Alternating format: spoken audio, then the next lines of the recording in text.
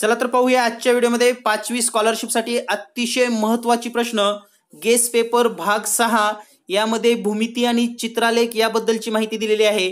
मित्रांनो, चॅनलवर 1 ते 6 भाग अपलोड केलेले असून प्रत्येक घटकावरील अतिशय महत्त्वाची प्रश्न आणि त्यांच्या ट्रिक्स दिलेल्या आहेत। आपण जर हे चॅनल सबस्क्राइब केलं नसेल तर लगेच सबस्क्राइब करा आणि गणिताची संपूर्ण तयारी घरी बसून करा। 100 पैकी 100 मार्क घेण्यासाठी हे 6 व्हिडिओ अतिशय महत्त्वाचे आहेत। चला तर विद्यार्थी मित्रांनो, आजच्या व्हिडिओमध्ये पाहूया आपण भाग 6। यापूर्वी आपण भाग 1, 2, 3, 4 आणि 5 या 5 भागामध्ये स्कॉलरशिपचे संपूर्ण गेस प्रश्न आणि 2017 आणि 18 मध्ये आलेले सर्व प्रश्न सोडवून दिलेले आहेत। तुम्ही जर भाग 1, 2, 3, 4 आणि 5 पाहिला नसेल तर पाहून घ्या। आजच्या व्हिडिओमध्ये आपण पाहणार आहोत भाग 5 आणि या भाग 6 आणि या भाग 6 मध्ये भूमिती आणि आलेख या 2 घटकावर माहिती घेणार आहोत आणि या ठिकाणी आपला 5वीचा संपूर्ण गेस पेपर संपणार आहे। अगदी पहिल्या धड्यापासून आपण कोणते प्रश्न महत्त्वाचे आहेत आणि कोणते प्रश्न सोडवणं गरजेचं आहे त्याच्या वेगवेगळ्या पद्धती आणि ट्रिक्स भाग 1, भाग 2, भाग 3, भाग 4, भाग 5 मध्ये दिलेले आहेत। ते सर्व व्हिडिओ पाहून घ्या। तुम्हाला गणिताला 100 पैकी 100 मार्क मिळाले पाहिजेत। तर मित्रांनो, आपल्याला 100 पैकी 100 मार्क जर हवे असतील तर सर्व 6 भाग तुम्ही पाहून घ्या आणि या 6 भागामध्ये ज्या काही महत्त्वाच्या ट्रिक्स सांगितलेल्या आहेत, जे महत्त्वाचे प्रश्न सांगितलेले आहेत त्यांचा सराव करा। नक्कीच तुम्हाला पैकीच्या पैकी मार्क मिळतील। तर आजच्या भागामध्ये पाहूया भूमिती आणि भूमितीमध्ये एकूण 9 प्रकरण आहेत। त्यामध्ये कोन व कोनाचे प्रकार, समांतर रेषा, लंब रेषा, त्रिकोण, चौरस आणि आयत याबद्दलची माहिती, वर्तुळ, वर्तुळासंबंधीचे सर्व प्रश्न, परिमिती, क्षेत्रफळामध्ये आयत आणि चौरसाचं क्षेत्रफळ, घडणी, आकृतिबंध आणि इष्टिकाचित्ती, घन, त्याच्या कडा, पृष्ठ आणि शिरोबिंदू याबद्दल माहिती असणार आहे। आणि या घटकासाठी एकूण 7 प्रश्न विचारले जाणार आहेत परीक्षेमध्ये। या 7 प्रश्न म्हणजेच आपण 14 गुण घेऊ शकतो आणि सहज आणि सोप्या पद्धतीने हे 14 गुण कसे मिळवायचे याबद्दल पण आपण माहिती घेणार आहोत। म्हणजेच गणितामध्ये 100 पैकी 100 मार्क घेण्यासाठी आपल्याला हा घटक अतिशय महत्त्वाचा आहे। हे 14 गुण आपण फक्त 7 प्रश्नाची तयारी करून कसे घ्यायचे हे आपण या व्हिडिओमध्ये पाहणार आहोत। त्यानंतर 7वा जो भाग आहे आपला तो म्हणजेच आलेख। यामध्ये चित्रालेख असतो आणि यावर फक्त 2 प्रश्न आणि 4 गुण मिळतात तुम्हाला। तर मित्रांनो, हे 2 प्रश्न अतिशय सोपे असतात। यासाठी कोणताही गेस द्यायची गरज नाही, तुम्ही प्रश्न वाचून सुद्धा सोडवू शकतात। तर पाहूया आजच्या व्हिडिओमध्ये एकूण 9 घटकावर 7 प्रश्न कोणते विचारले जातात। सर्वात महत्त्वाचं म्हणजे एक प्रश्न हा कोन आणि समांतर रेषा यावर असतो। त्यानंतर त्रिकोण, चौरस आणि आयत यांची परिमिती आणि क्षेत्रफळासंबंधी एक प्रश्न विचारला जातो। परिमितीवर एक प्रश्न स्पेशल असतो। त्यानंतर घडणीवर एक प्रश्न 100% आहे। आकृतिबंधावर आणि घन आणि इष्टिकाचित्तीच्या जे काही कडा शिरोबिंदू आहेत यावरील एक प्रश्न। तर अशा पद्धतीने या ठिकाणी 7 प्रश्न विचारले जातात। तर ते 7 प्रश्न 2018च्या पेपरमध्ये कोणती होती ते आपण पाहूया लगेच। तर या ठिकाणी पहिला प्रश्न आहे, घनाच्या कडा या घनाच्या शिरोबिंदू व पृष्ठांच्या कितीने जास्त अथवा कमी आहेत। तर तुम्हाला सर्वांना घन आकृती माहित आहे आणि घन आकृतीमध्ये या ठिकाणी घन आकृती काढतोय मी, तुम्हाला लक्षात येईल लगेच। तर या ठिकाणी हा घन आपण काढत आहोत। घन कसा काढायचा याची पण आयडिया तुम्हाला लक्षात येईल आता हा घन काढल्यानंतर। तर या ठिकाणी 2 चौरस काढून घ्या एकमेकामध्ये, त्यानंतर हे शिरोबिंदू जोडून घ्या आणि या प्रकारे तुम्ही घन आकृती काढू शकतात। तर अतिशय सुंदर असा घन दिसेल। तर या ठिकाणी घनाच्या कडा म्हणजेच हा जो भाग आहे याला घनाची कडा अशी म्हणतात। ज्या उभ्या आणि आडव्या एकूण रेषा किती आहेत ह्या जर मोजल्या आपण तर पहा, ह्या 1, 2, 3, 4 ह्या झाल्या 4 कडा।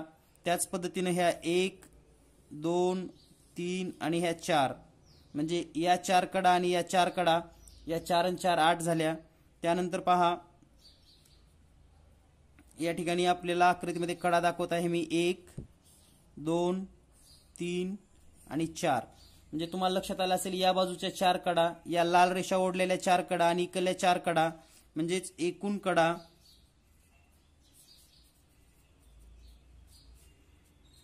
या 12 आहेत।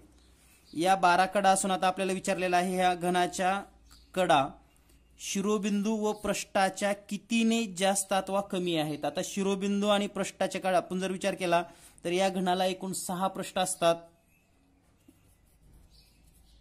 पृष्ठांची संख्या म्हणजेच पहा या ठिकाणी चारी बाजूचे 4 आणि इकलला जर विचार केला तर एकूण पृष्ठ 6. त्यानंतर आता शिरोबिंदू विचार करूया. शिरोबिंदू म्हणजे हे बिंदू 1 2 3 4, त्यानंतर 5 6 7 आणि 8. तर हे 8 शिरोबिंदू आहेत. म्हणजे शिरोबिंदूची संख्या जर विचार केली तर ती आहे 8. तर हे दोन्ही मिळून 6 आणि 8 हे होईल 14. आणि आपल्याला असं विचारलंय घनाच्या कडा या घनाच्या शिरोबिंदू आणि पृष्ठाच्या कितीने जास्त अथवा कमी आहेत. तर या कडा या पृष्ठ आणि शिरोबिंदूपेक्षा 2 ने कमी आहेत. या ठिकाणी दिसते आपल्याला 2 ने कमी आहेत. हे झाले 14, हे आहेत 12. म्हणजे हे 12 14 पेक्षा 2 ने कमी आहे. 2 ने कमी आहे. म्हणून या ठिकाणी पर्याय क्रमांक 3 उत्तर असेल 2 ने कमी आहे. तर यासारखा प्रश्न परीक्षेमध्ये नक्की विचारला जाऊ शकतो. कारण आपल्याला इष्टिका चित्तीचे पृष्ठ किती आहेत, एकूण कडा किती आहेत आणि शिरोबिंदू किती आहेत हे जर माहित असेल तर तुम्हाला या ठिकाणी 2 पैकी 2 गुण नक्की मिळतात. तर हे 2 गुण अजिबात तुमचे जायला नको आहेत. अतिशय सोपा प्रश्न यावर विचारला जातो आणि एक प्रश्न 100% विचारला जाणार म्हणजे जाणारच. यानंतर पाहूया पुढचा प्रश्न लगेच. पुढचा प्रश्न आहे 48 मीटर लांब व 12 मीटर रुंद असलेल्या हॉलमध्ये 64 चौरसाकृती टाइल्स बसवल्या तर प्रत्येक टाइल्सची परिमिती किती असेल. तर या ठिकाणी नेमकं प्रश्न तुम्हाला समजावून सांगतो थोडक्यात. हा एक हॉल आहे. या हॉलची लांबी आहे 48 मीटर आणि रुंदी आहे 12 मीटर. तर यामध्ये चौरसाकृती टाइल्स बसवलेत. अशा चौरसाकृती टाइल्स. तर या टाइल्सची जी काही संख्या आहे अशी ही जी संख्या आहे एकूण संख्या ही आहे 64. म्हणजे अशा 64 टाइल्स या ठिकाणी बसवलेले आहेत. तर आपल्याला प्रत्येक टाइलची म्हणजे एका टाइलची आपल्याला परिमिती शोधायची आहे. तर ती कशी काढायची पहा. आपण जर सूत्र लिहिलं आपल्याला सूत्र माहिती असेलच. एकूण टाइल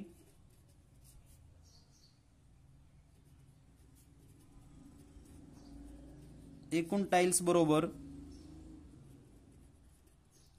एकूण क्षेत्रफळ छेदामध्ये एका टाइलचे क्षेत्रफळ. तर या ठिकाणी जी माहिती दिलेली आहे पहा. एकूण क्षेत्रफळ म्हणजे ह्या मोठ्या जागेचं क्षेत्रफळ. या ठिकाणी आपण जर समजा किमती ठेवल्या तर एकूण टाइल आपल्याला लागलेले आहेत 64. म्हणजे 64 बरोबर एकूण क्षेत्रफळ आहे लांबी गुणिले रुंदी म्हणजे 48 गुणिले 12 आणि छेदामध्ये एका टाइलचे क्षेत्रफळ. आता जर हे आपल्याला सोडवायचं असेल एका टाइलचे क्षेत्रफळ तर हे एका टाइलचे क्षेत्रफळ या बाजूला येईल आणि हे 64 इथं भागाकारामध्ये येईल. म्हणजे आपण असं लिहू शकतो एका टाइलचे क्षेत्रफळ बरोबर 48 गुणिले 12 छेदामध्ये 64. तर आपण जर हा भागाकार केला तर या ठिकाणी आपल्याला लक्षात येईल 16 त्रिक 48 16 चौक 64 4 एक 4 4 त्रिकोण 12 म्हणजे हे क्षेत्रफळ येईल 9. तर हे आलं एका टाइलचं क्षेत्रफळ एका टाइलचे क्षेत्रफळ. आता हे चौरस आकृती आहे म्हणजे चौरस आकृतीचं क्षेत्रफळ जर 9 असेल तर त्याची बाजू येते 3 मीटर. म्हणजे चौरसाचे क्षेत्रफळ हे चौरस आकृती स्टाईल आहे. हे आहे 9 सेंटीमीटर किंवा 9 मीटर वर्ग. म्हणून याची बाजू याचं वर्गमूळ काढूया. बाजू आलेली आहे 3 मीटर. म्हणजेच ही जी एक छोटी टाईल असते याची बाजू 3 मीटर आलेली आहे. हे 3 मीटरच्या टाईल आपण बसवलेले आहेत. तर याची परिमिती काढायची असेल तर परिमिती बरोबर 4 गुणिले बाजू बरोबर 4 गुणिले 3 बरोबर 12 मीटर. म्हणजे जी प्रत्येक एक छोटी छोटी जी टाईल असणार आहे किंवा जी छोटी फडशी असणार आहे त्या एका फडशीची परिमिती असणार आहे 12 मीटर, म्हणून या ठिकाणी उत्तर आहे पर्याय क्रमांक 4। तर मित्रांनो, हा प्रश्न आपण विद्यार्थी समोर ठेवून सोडवून दिलेला आहे। शिक्षकांना हा प्रश्न तोंडी येऊ शकतो, तर अतिशय सोप्या भाषेमध्ये या ठिकाणी सर्व उदाहरणं देण्याचा प्रयत्न केलेला आहे। पहिल्या धड्यापासून तुम्ही सर्व व्हिडिओ पाहून घ्या, तुम्हाला प्रत्येक प्रश्न याच पद्धतीने सोडवून दिलेला आहे। चला तर पाहूया पुढचा प्रश्न लगेच। पुढचा प्रश्न आहे, 6 सेमी रुंदी असलेल्या आयताची परिमिती 34 सेमी आहे, त्याच्या लांबीच्या दुपटी एवढी बाजू असलेल्या चौरसाचे क्षेत्रफळ किती असेल? तर पहा, या ठिकाणी एक आयत दिलेला आहे। अगोदर नेमका आपल्याला कन्सेप्ट लक्षात आली पाहिजे। हा एक आयत आहे, त्याची रुंदी आहे 6 सेमी आणि या सर्वांची परिमिती दिली आहे आपल्याला। परिमिती बरोबर 34 सेमी दिलेली आहे। तर आपल्याला यावरून लांबी काढायची आहे। याची ही लांबी किती आहे हे आपल्याला शोधावं लागेल। तर आपल्याला परिमिती बरोबर सूत्र माहिती आहे। परिमिती बरोबर 2 L + B। तर या ठिकाणी जर आपण यांच्या किमती ठेवल्या तर हे येईल 34 बरोबर, याला 2 न लगेच गुणाकार करून घेऊया। हे 2L + 2 × B म्हणजे 6। तर या ठिकाणी आपण असं लिहू शकतो 34 बरोबर 2L + 6 × 2 = 12। आता हे 12 इकडे गेल्यानंतर वजा होईल आणि म्हणून या ठिकाणी आपण असं लिहिता येईल 2L बरोबर 34 - 12, यांची वजाबाकी केली तर आपल्याला ही वजाबाकी मिळेल 22। तर 2L बरोबर 22 म्हणजेच L बरोबर 22/2 म्हणजेच या ठिकाणी 11 येईल आणि म्हणून लांबी आपल्याला मिळालेली आहे 11 सेमी। तर आपल्याला सांगितलेलं आहे लांबीच्या दुपटी एवढी बाजू असलेला चौरस। तर आता लांबी 11 आहे, तर आता एक दुसरा असा एक चौरस आपण या ठिकाणी काढूया की ज्याची लांबी आहे 22 सेमी। तर याचं क्षेत्रफळ काढायचं आहे आपल्याला। तर हा जर चौरस असेल चारी बाजू समान असलेला, तर याचं क्षेत्रफळ काढत असताना आपल्याला सूत्र माहित आहे बाजूचा वर्ग, म्हणजेच या ठिकाणी आपण 22चा वर्ग लिहू शकतो आणि 22चा वर्ग तुम्हाला सर्वांनाच माहिती आहे 484 सेंटीमीटर स्क्वेअर आपल्याला उत्तर मिळेल, कारण 22चा वर्ग येतो 484, म्हणून याचं उत्तर आहे पर्याय क्रमांक 2, 484 सेंटीमीटर त्या चौरसाचं क्षेत्रफळ असेल। तर मित्रांनो, हा अतिशय महत्त्वाचा प्रश्न आहे। तुम्हाला चौरसाची परिमिती, आयताची परिमिती आणि त्याच्यावरून बाजू काढणे, क्षेत्रफळ काढणे यासारखी उदाहरणं सोडवता आली पाहिजेत, म्हणजे तुम्हाला 1 मार्क 100% मिळेल। यानंतर पाहूया पुढचा प्रश्न लगेच। तर पुढचा प्रश्न आहे, शेजारील आकृती दुमडून घन बनवल्यास 5 हा अंक असलेल्या पृष्ठाच्या लगतच्या पृष्ठावर कोणता अंक येणार नाही? हा महत्त्वाचं वर्डिंग आहे या ठिकाणी। कोणता अंक 5च्या जवळ असणार नाही। जसं की आता या ठिकाणी 6 जर विचार केला तर 6च्या जवळ 2, 1, 4, 5 दिसतं, तर 5च्या जवळ कोणता येणार नाही? तर हा एक लक्षात ठेवा, कोणता अंक येणार नाही आणि विरुद्ध बाजूला कोणता अंक असेल? हे 2 वाक्य मी या ठिकाणी आवर्जून ह्यासाठी लिहिलेले आहेत। तर जवळ कोणता अंक येणार नाही आणि विरुद्ध बाजूला म्हणजे समोरच्या पृष्ठावर कोणता अंक असेल, ह्या दोन्हीचा अर्थ एकच आहे। हे दोन्ही वाक्य एकाच अर्थासाठी वापरलेले आहेत, एकच अर्थ आहे याचा। म्हणजे आपण या गणितामध्ये 5च्या विरुद्धचा अंक शोधला तरी आपलं उत्तर मिळून जातं। तर हे विरुद्ध अंक कसे शोधायचे हे तुम्हाला सांगतो। या सरळ रेषेवर पाहायचं असं, सरळ रेषेवर पाहिल्यानंतर हा 1च्या मध्ये 1 सोडायचा, म्हणजे 1 आणि हे 5ची जोडी आपण लावणार आहोत अशी।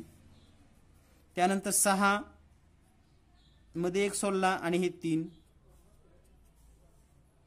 हे एका सरळ रेषेवर, आणि या सरळ रेषेचे सोडून जे राहतात ते एकमेकाच्या विरुद्ध असतात। म्हणजे या ठिकाणी 1च्या विरुद्ध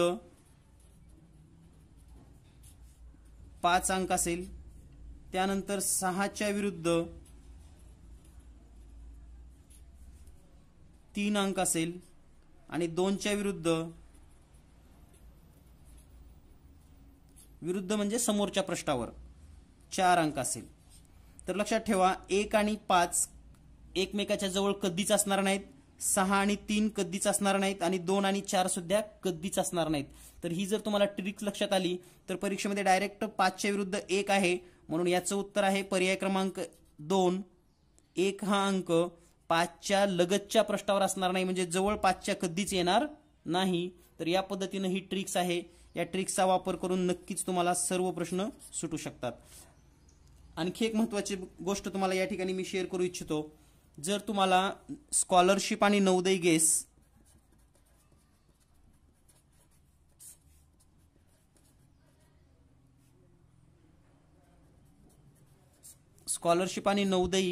ऑनलाईन क्लास लावायचा असेल तर दररोज 7 ते 8 या वेळेमध्ये व्हॉट्सअपवर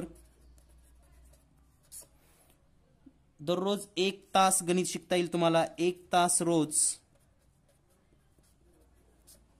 आणि यामध्ये तुम्हाला सर्व स्कॉलरशिपच्या ट्रिक्स, नवोदयच्या ट्रिक्स आणि सर्व गणिताची सर्व स्पष्टीकरणं, गेस पेपर सर्वच तुम्हाला व्हॉट्सअपवर दिला जाईल.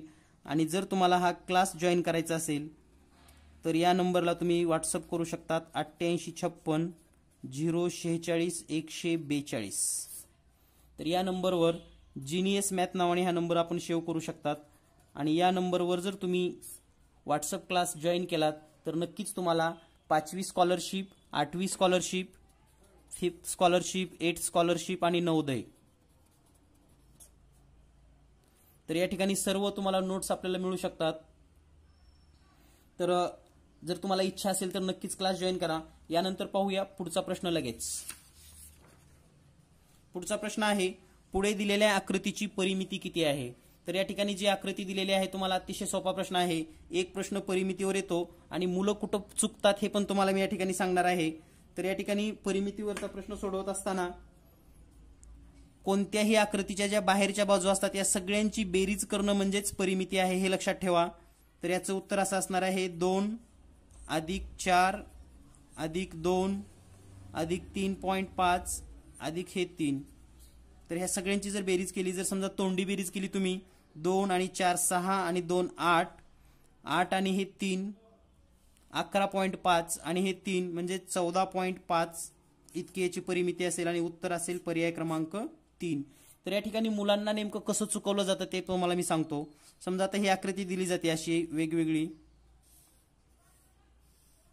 आणि याची माप देतात 4 5 6 5 7 आणि या आकृतीची आपल्याला परिमिती विचारली जातात. तर मित्रांनो, तुम्ही या ठिकाणी बेरीज करत असताना एक गोष्ट आवर्जून लक्षात ठेवा, जेव्हा आपल्याला परिमिती काढायची आहे फक्त ह्या बाहेरच्याच बाजूंची बेरीज करा. एवढं लक्षात ठेवलं की तुम्हाला उत्तर येऊन जाईल. त्याच्यामध्ये हे मधलं काहीही रेषा मिळवू नका. या जर आकृतीची परिमिती काढायची असेल तर हे फक्त बाहेरच्यांची बेरीज करायला शिका. एवढं लक्षात राहिलं, फक्त बाहेरून आउटर साइडची ऍडिशन जर केली तर तुम्हाला परिमिती मिळून जाते. ही मध्ये तुम्हाला रेषा ही मुद्दाम दिली जाते जाणीवपूर्वक तुमचं चुकावं म्हणून. तर एवढी काळजी घेतला तर तुम्हाला परिमितीचा प्रश्न अजिबात चुकणार नाही. यानंतर पाहूया पुढचा प्रश्न. पुढचा प्रश्न आहे, दोन समांतर रेषा परस्परांना. आता ह्या 2 समांतर रेषा आहेत. अशा 2 समांतर रेषेचा अर्थ असा असतो की त्या 2 रेषा एकमेकाला छेदत नाही. जसे की आपल्या वहीचे पानं असतात, काही प्रमाणामध्ये रेल्वे रूळ सुद्धा आपल्याला पाहायला मिळतो, ते रेल्वे रूळ सुद्धा एकमेकाला छेदत नाहीत. तर या ठिकाणी पहा, 2 समांतर रेषा परस्परांना पर्याय दिले आहेत, छेदतात. हे कधीच छेदत नाहीत म्हणजे हा चूक आहे. वाढवल्यानंतर छेदतात, हे किती पण वाढवलं तरी छेदत नाहीत. कधीही छेदत नाहीत, तर हे बरोबर आहे. तर या ठिकाणी पर्याय क्रमांक 3 उत्तर बरोबर आहे, कधीही छेदत नाहीत. आणि लंब तर शक्यच नाही. लंब म्हणजे या पद्धतीनं तर ह्या नसतातच, म्हणजे हे पण चुकीचं आहे. म्हणून या ठिकाणी उत्तर आहे पर्याय क्रमांक 3. तर हा प्रश्न बेसिक कन्सेप्टवर आहे. तुम्हाला नेमकं बेसिक कन्सेप्ट कळाला आहे का नाही याच्यावर आधारित हा प्रश्न विचारलेला आहे. यानंतर पाहूया पुढचा प्रश्न लगेच. पुढचा प्रश्न आहे, घड्याळात 4 वाजले असतात, तास व मिनिट काटा यांच्यात कोणत्या प्रकारचा कोन असेल?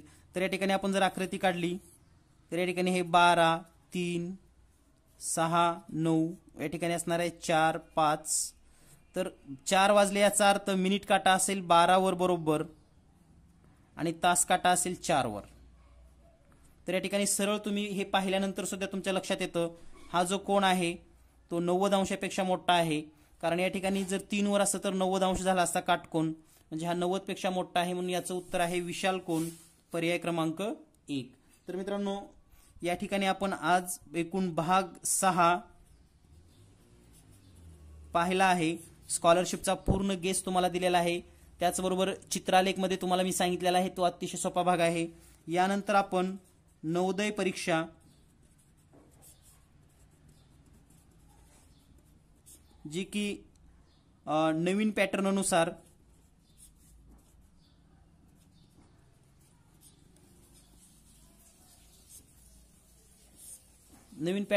ही परीक्षा होणार असून या परीक्षेसाठी महत्त्वाचा गेस आणि गणिताचे सर्व घटक, गणिताचे सर्व प्रश्न